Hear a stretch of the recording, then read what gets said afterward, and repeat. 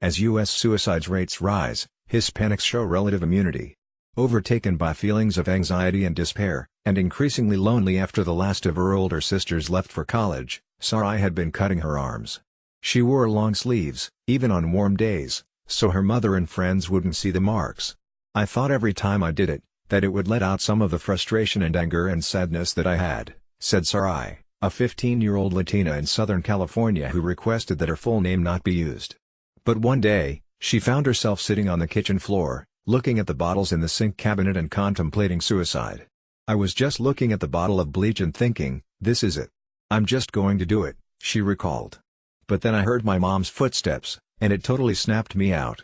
Still, the experience scared Sarai enough that she told her family that she needed to talk to someone about her anxiety, and they sought professional counseling that continues to help her better trust and open up to her circle of friends and family.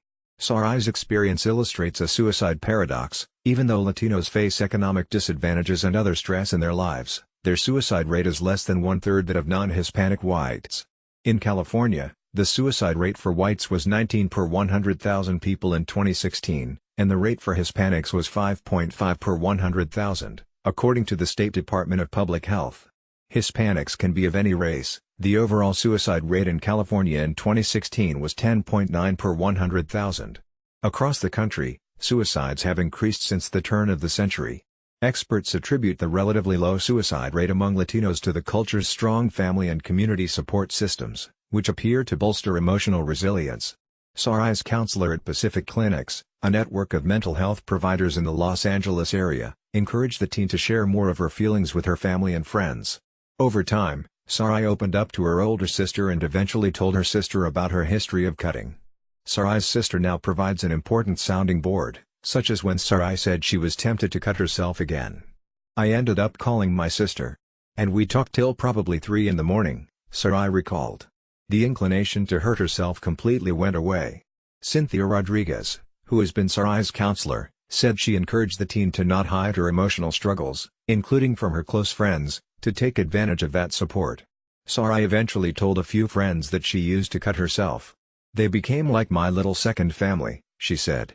As a group, Latinos face obstacles that can affect their health and well-being, and are more likely to lack health insurance coverage.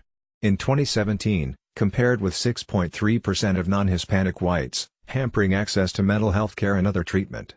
In addition, Latino immigrants contend with the challenges of moving to a new country, sometimes after leaving violence and other traumatic conditions at home.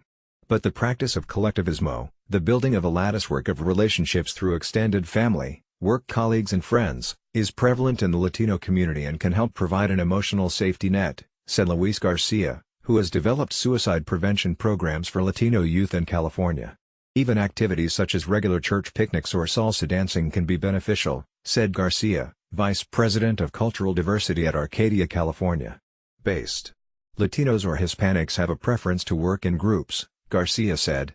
"It's something that, believe me, we practice on a daily basis.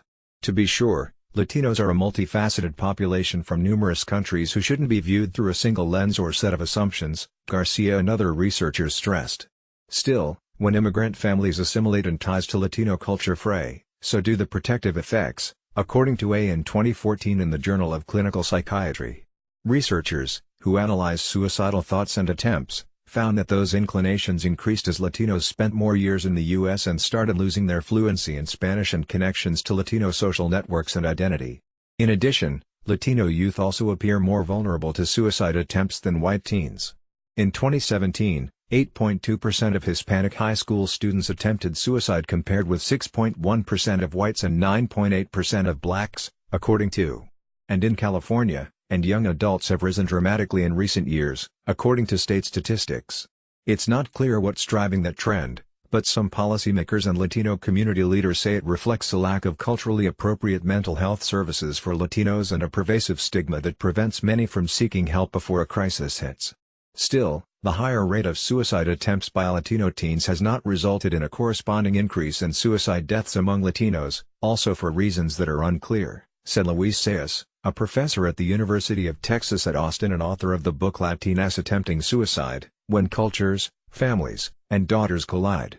One possibility, Pacific Clinics Garcia said, is that the attempt is a teen's cry for help and attention, and there may be an extended cultural support system for Latino teens to fall back on. While family and community support might partially explain the suicide paradox, it's likely not the only factor. It may be that some Latino suicides are misclassified, in part due to the stigma associated with it, said Ian Rockett, a professor emeritus of epidemiology at West Virginia University School of Public Health in Morgantown, and a longtime researcher on suicide.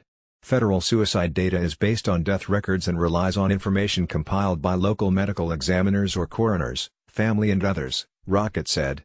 While some deaths, such as those caused by gunshot wounds, might be easier to classify as suicide, it can be more difficult to sort out what happened with an opioid overdose or when a car careens into a tree, he said.